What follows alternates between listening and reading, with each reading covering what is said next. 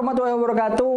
Halo teman-teman semuanya, kembali lagi bersama saya Heru Mudianto MPD di MK Media Pembelajaran SD atau MI. Kali ini kita akan sampai pada materi yang ditunggu-tunggu, yaitu pembuatan media pembelajaran interaktif read aloud menggunakan Tingling. Pada materi ini, kita akan memasukkan gambar ke dalam project Tingling, memasukkan background dan audio rekaman pada Tingling, membuat teks pada project Tingling, serta membagikan project Tingling yang sudah kita buat. Pastikan teman-teman terkoneksi dengan internet, karena semua proses pembuatan membutuhkan jaringan internet ya. Oke, langsung saja kita masuk ke materi pembuatan media pembelajaran interaktif read aloud menggunakan Tingling. Check this out.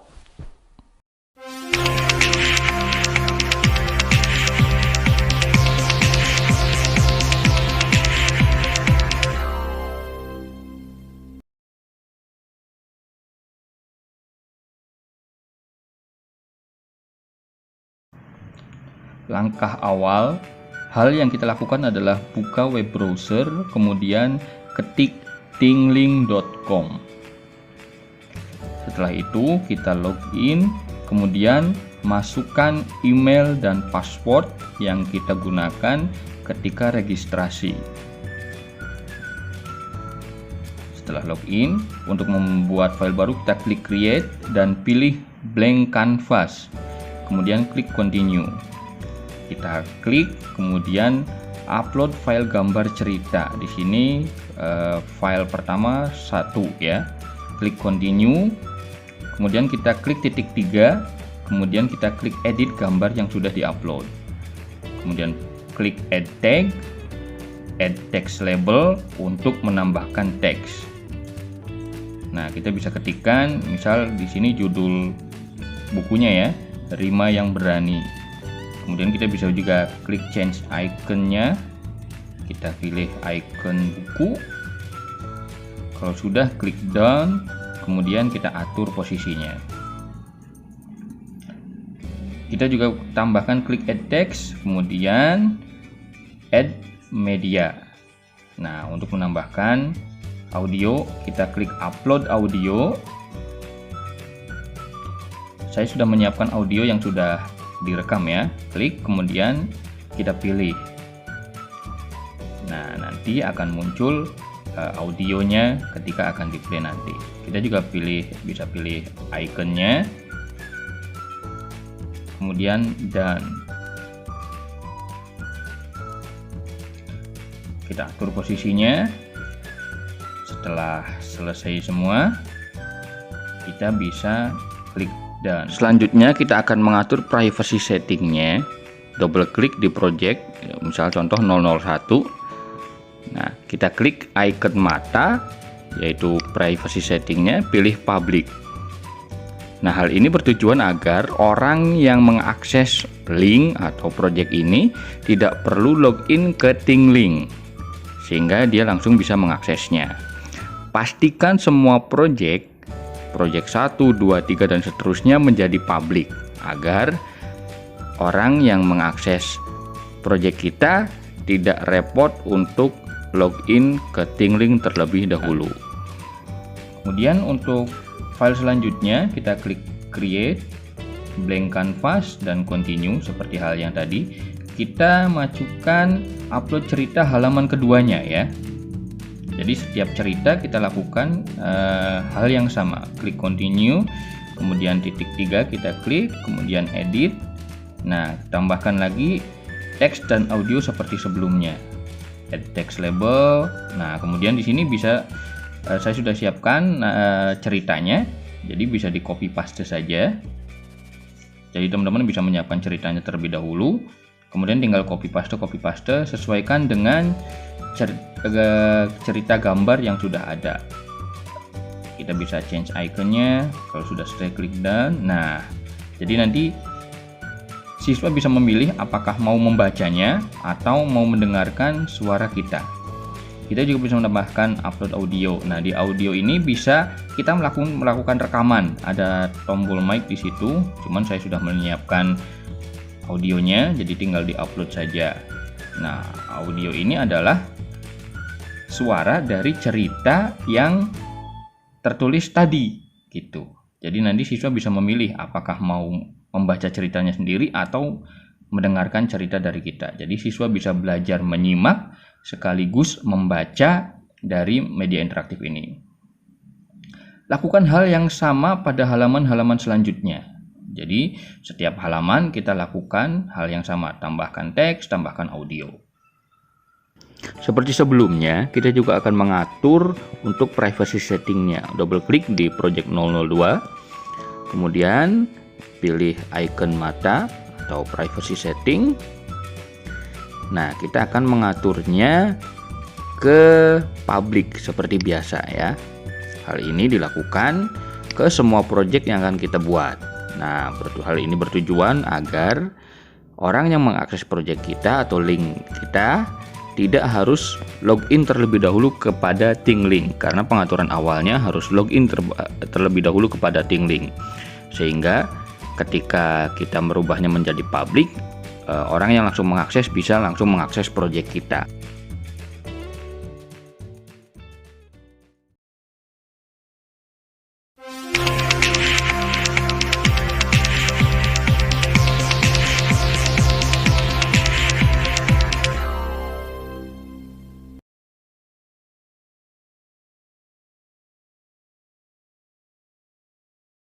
Kita akan membuat navigasi untuk cerita kita. Klik cerita yang akan ditambahkan tombol navigasi, add tag, kemudian create tour. Nah, kita bisa select scene dan tentukan file yang ingin dituju. Contoh file yang kedua ya. Jadi ketika kita klik, nanti dia akan pindah ke file yang kedua. Kita bisa change iconnya, bisa klik tanda panah saja ya. Nah, kalau sudah, kita klik done. Kemudian kita atur posisinya. Jadi ketika kita klik nanti, link tersebut kita akan pindah ke scene yang kedua. Kita bisa menambahkan teks juga di sana. Misal kita tuliskan saja selanjutnya, atau boleh bisa next ya. Klik done. Nah, ketika kita klik, nanti dia akan pindah ke file yang kedua. Contoh, kita klik, nah itu sudah pindah ke file yang kedua. Selanjutnya kita akan membuat variasi navigasi. Jadi kita klik edit terlebih dahulu, kemudian add tag, create tour seperti tadi. Nah, di sini kita akan seleksinya, misal ini cerita yang ketiga ya. Kemudian kita tambahkan teks, misal selanjutnya. Kemudian kita change iconnya. Kita seperti tadi, pilih tanda panah saja supaya memudahkan. Nah, kemudian di sini perbedaannya adalah aktifkan conditional transition. Nah, maka akan muncul seperti kuis. Jadi kita bisa menanyakan kepada siswa yang membaca pertanyaan, kemudian kita isi jawabannya. Misal dengan siapakah Rima pergi? Jawabannya adalah dengan paman. Nah, kuis ini bisa berguna untuk siswa mengecek apakah setelah membaca materi kita sebelumnya atau cerita kita sebelumnya atau tidak. Nah, siswa tidak bisa pergi ke cerita selanjutnya kalau tidak bisa menjawab dengan benar. Nah, nanti ada kuis seperti itu kalau kita klik nantinya ya. Kalau sudah selesai, kita klik done, and then